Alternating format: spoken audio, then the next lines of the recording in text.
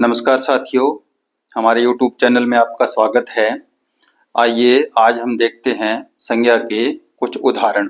जैसे पहला है, मेरा विद्यालय जयपुर में स्थित है। तो जयपुर एक जगह का नाम है, तो ये हो गया व्यक्तिवाचक संज्ञा। व्यक्तिवाचक संज्ञा। दूसरा है, मोहन और गीता बहन भाई है। तो मोहन और गीता दो व्यक्तियों के नाम है, तो ये भी व्यक्तिवाचक संज्ञा हो गया।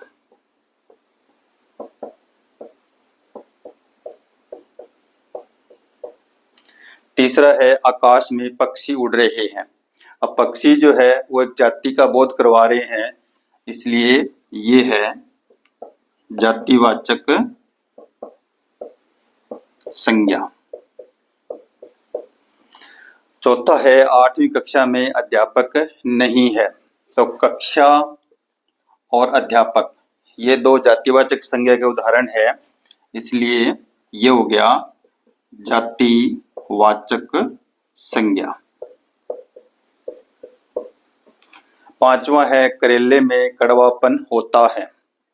तो ये एक भाव है, करेले में कड़वापन, तो ये आ गया भाववाचक संज्ञा।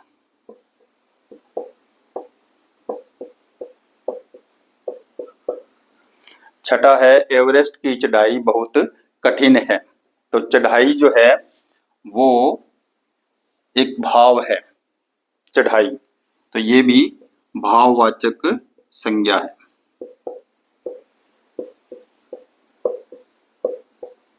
नेक्स्ट देखिए, ज्यादा घी खाने से मोटापा बढ़ता है। ये जो घी शब्द है हमें बताया कि द्रव्यवाचक संज्ञा, तो ये आता है उसमें द्रव्य, द्रव्यवाचक संज्ञा में। आठवां है, 2 किलो चने की दाल चाहिए। तो एक जो चना है वह द्रव्यवाचक है, तो ये भी किसमें आएगा, द्रव्यवाचक संज्ञा में। नौवां है, सड़क पर भीड़ जमा हो गई।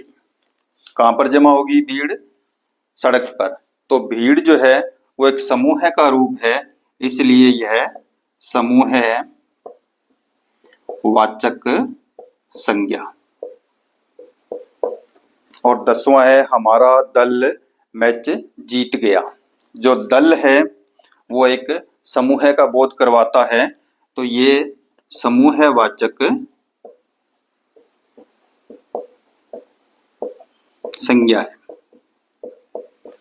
तो इस तरह से साथियों आपने इस उदाहरणों में से संज्ञा शब्दों की पहचान करनी है और संज्ञा बतानी है कि इन उदाहरणों में कौन कौन सी संज्ञाएं होती है।